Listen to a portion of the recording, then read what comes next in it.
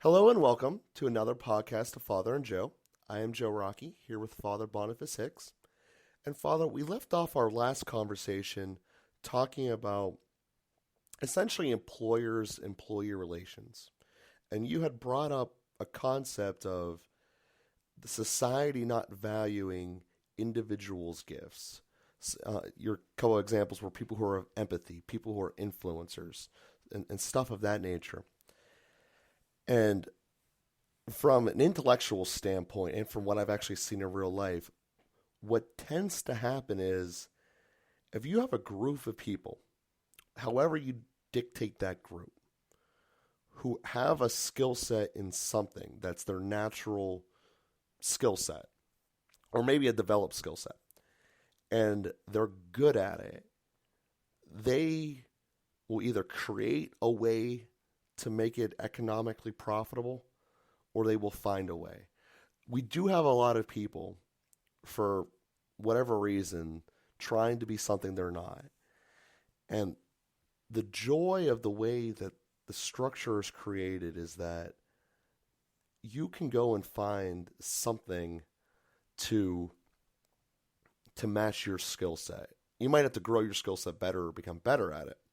Now the question that becomes, well, how much is that worth to the economy?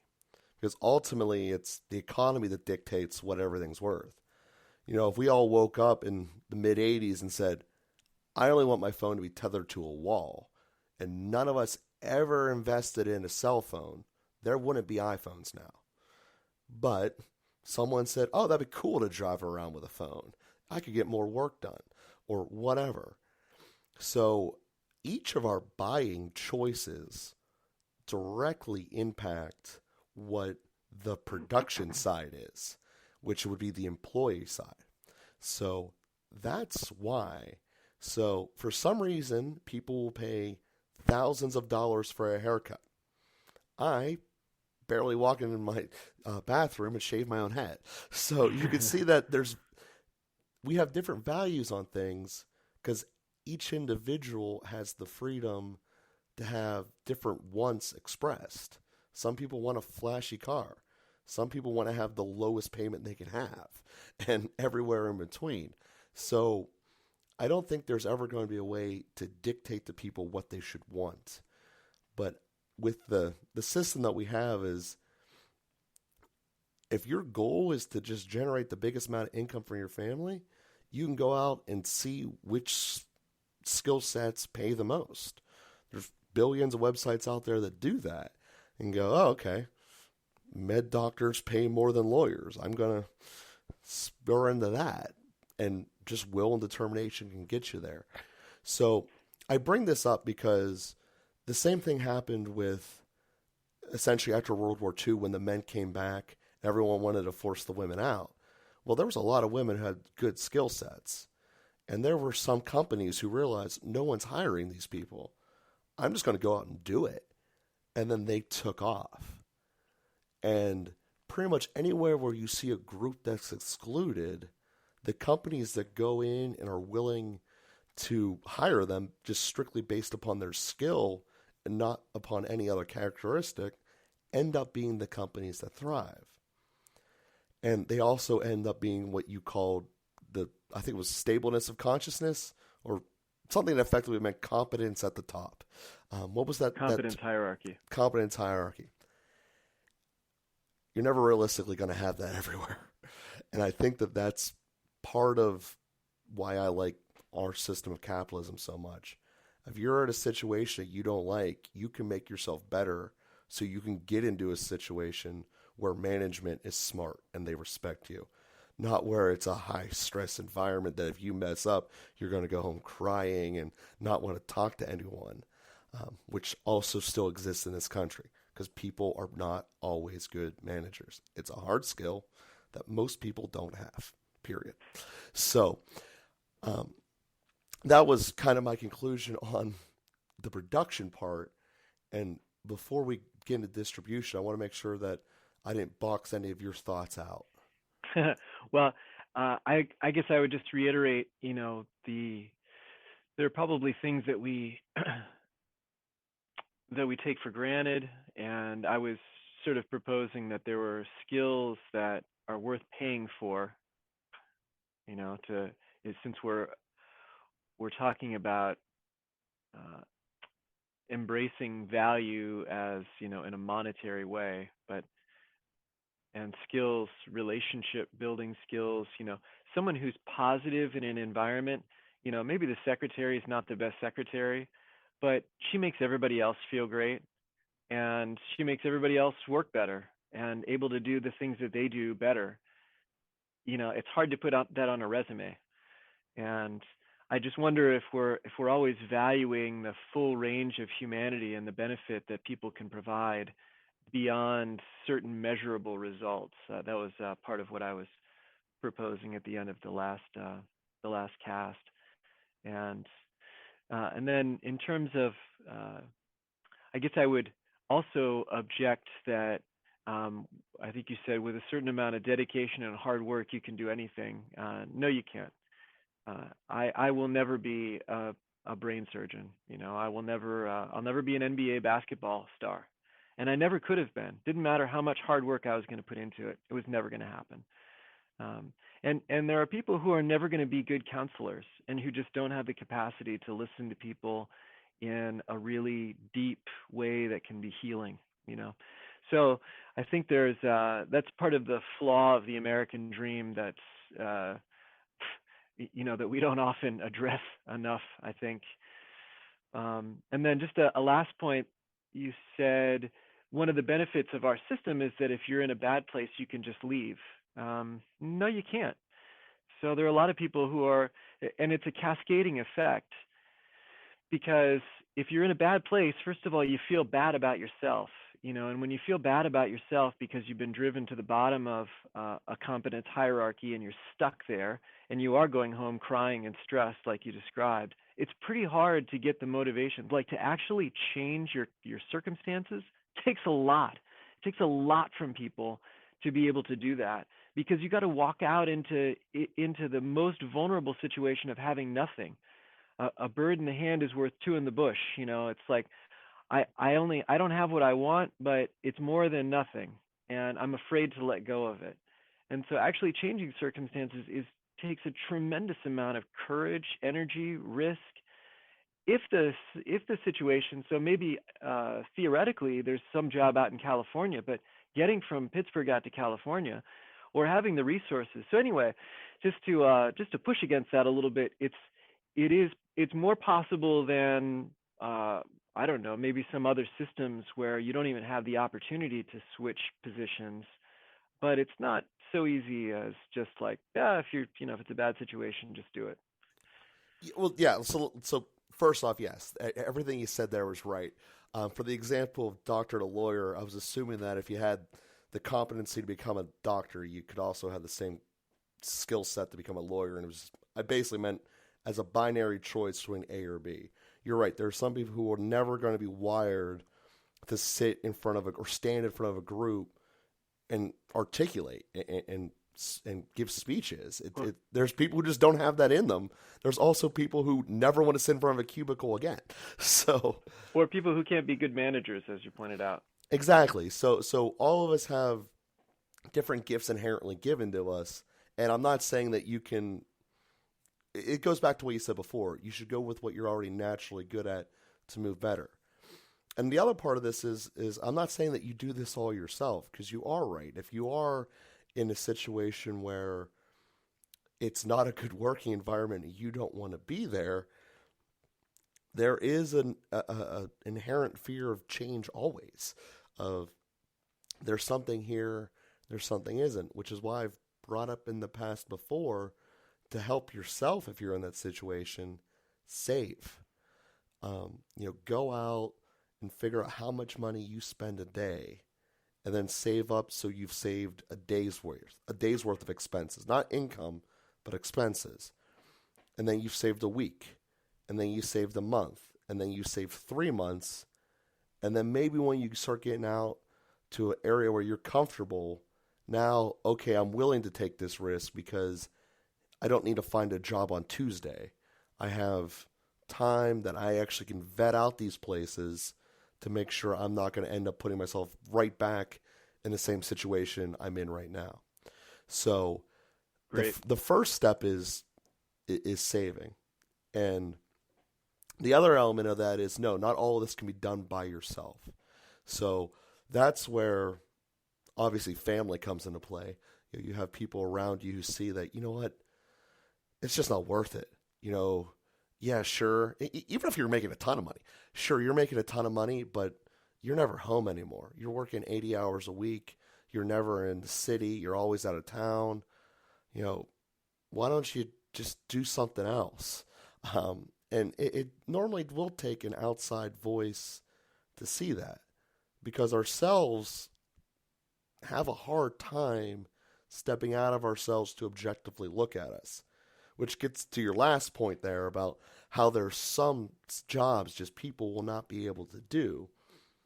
I get why adults don't tell kids their limitations outright.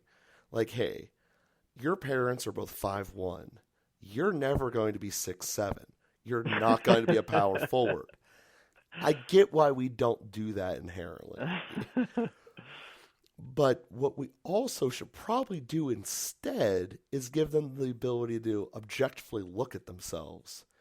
All right, you've been on this planet for 15 years. What do you like doing and what are you good at? Well, I'm good at, fixing stuff. Lawnmower broke, I fixed it, whatever. Okay, well, why don't we look into stuff like that? Where does that end up leading if that's your propensity? And so on and so forth. So that's something that I think that we should do, because you are right. I mean, there is no way on planet Earth I could be, what are they called, data miners, where they sit in front of a computer all day and figure everything out. I couldn't do it. And there's a great deal of people out there who can never sell. They just can't sell stuff. That's right. So, and that's fine. I mean, just like anything else, you need everything in the team. And as you were saying before is, just because one secretary can type 100 words a minute, but no one wants to be around her. And another secretary is just sitting at the water cooler all day, keeping everyone happy. It kind of goes back to what I was saying before about the average effect, and the way that you measure value. And you are right. Every company measures value differently. And that's why you have different working environments. So it's just the way that it is. And that comes down to the hiring philosophy and the managers. It has nothing to do with gender, race, or anything like that. It just has to do with people's personalities. And, what are you going to do about that? So at the end of the day, not every manager's good. I don't know how else to say that. Yeah, that's right. It just occurs to me too, what I was trying to point out by the secretary that sits at the water cooler is that, we don't even look for someone who does that. Like we don't even consider that to be a hireable position. But why don't we? That's not true. Some very consciously factor that in. So, I think where you get into the issue is when it's painted. People paint capitalism and companies as by the numbers. On paper, you did this, you did that. And companies that try to do that do not last very long. They just don't. If you don't create an atmosphere where people want to be there as employees, it's not going to translate to your clients and customers. And therefore, your company will die. When I started, I was in a company that was just X's and O's. No personality. You're a robot. You sell this, you make this work. Now that obviously I've had a chance to create some of my own things and see how a lot of other people came, it's amazing. Once you become a business owner, you join the club and you can talk to all of the other ones and see how they do their thing. The ones that actually get it to work are the ones that do value having positive effects, even if it doesn't always economically pan out. What I was saying in the last episode is the fundamental facts. You have to bring in more money than you're paying out, or no one will have a job because there won't be a business anymore. So you got to make sure that problem's solved. But for long-term success, you have to have, a true effect of positive relations, you can see all the cool car commercials you want in your life. Most people buy from the dealer that makes them feel the most happy and comfortable. And if Yeah. everyone's running around stressed out to make their quota, it ain't going to be a happy place. Yeah, well, there's some big empires. I mean, steel empires, coal empires. You know, I don't know that Charles Schwab and Dale Carnegie were too concerned about everybody being happy on the line. So, we can certainly stretch in some of those directions that various kinds of pressures can create different kinds of environments. I'm I was just thinking too, the uh, even paying someone uh, for having a wife at home. Now that's going to raise all kinds of alarms, but let me just say it that way without being prejudiced in other directions. But what impact does it have on someone to have a wife at home? That person is going to be a little bit more happy to go home. Is probably, if she whatever, just presuming she's really a housemaker, which is should be a high paid position. Let's be honest, because it's an incredible service. Creating a happy family home environment where there's like proper nutrition and good balance in life, and she helps him to keep his stuff in order, and we should pay for that. Why do we not pay for that? Now, the capitalist approach would be, well, if the guy with the wife at home who functions in the way like I described it does the things that I'm describing, well, he's going to be more productive, fruitful, happy, etc. And so he's going to raise up the ranks and do better. But anyway, I'm just trying to tease out some kind of non-traditional. Ironically, that's a traditional concept, but to view it in a non-traditional way, that there's an economic value, if you're going to put dollar signs on everything, to having some of these other supports, other skills, other human developed qualities that often don't show up well on resumes. I don't know how many people put on a resume. I have a wife at home that takes care of me and cooks for me and takes care of the children, and I have a really happy home environment, and so you should hire me. Yeah, that's true. That's never going to be written down on paper. But if you're even halfway good at doing an interview, you should be able to pick up on stuff like that. You might not be able to pinpoint why the guy has a certain happiness or joy to him, but you'll be able to see it. It's like a spark. You don't know why the fire's lit in the distance, whether it's from a blowtorch or a candle, but there's a flame over there. If you're Nice. good at interviewing, you'll be able to tell. I guess this just gets back to the point that there's a whole lot of bad managers. But to what you were saying before about these multi-empires of years gone by, on the one hand, they are radically changing because they have to. Two reasons why. First is there's flat out more competition. The more interconnected our world becomes, the better everything has to be. We look around the world, most of the cars in this country, or most of the cars, period, are made in America, Asia, or essentially Central Europe. There's nothing that comes out of Russia because they didn't have competition. They had whole Soviet bloc. Here's your one car. Deal with it. And everyone else had to fight. Is Ford going to be better than Chevy? Is Toyota going to make this better? And now you go around and you look at a car in 2019, you're not going to die unless you're going like 300 miles an hour into a concrete wall. These things are all built super safe. They're all super efficient. And essentially, you're just picking which color and style do you like more. There's not really, from a safety and mechanical standpoint, all that much difference between them versus what it was. And everything's becoming better. And for some reason, it took people to realize that now that the internet can show you all these different jobs and rate internal company atmospheres, they're realizing you have to do that too. So that's why you see things like Google, which has an entire campus designed for fun, and Zapdos and stuff like that. People are starting to go to the extremes and saying, hey, we're Google. We're a major company. You might not agree with everything we do, but we're trying to take care of our employees, and the people that want to be in this atmosphere are drawn to it. that's the other part of it. People are drawn to dim atmospheres. I have a lot of partners that would hate to be in a bright room with like background noise. They want to sit in front of their desk and draw engineer reports, do data mining, and stuff like that, and never see the light of day. And that is happy to them. So I think that in a sense, we're trying to become specialized to that original desire of what we were saying should be our goal. Get to people to what their personality and skill sets most naturally fit to. Because there's a lot of overlap between what your skills are and what you want to be surrounded by.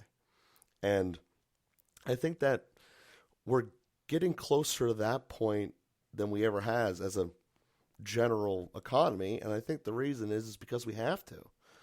Because if not, the people that you want are going to go to somewhere that they feel happier at. All else equal, that's the way that it works. Yeah, again, the people who have the flexibility to do that, and that's where, to be a voice for the poor who can't, that's how you build up the steel empire and the coal empire, is because you have enough people who are desperate to have anything to put food on the table that you can exploit them.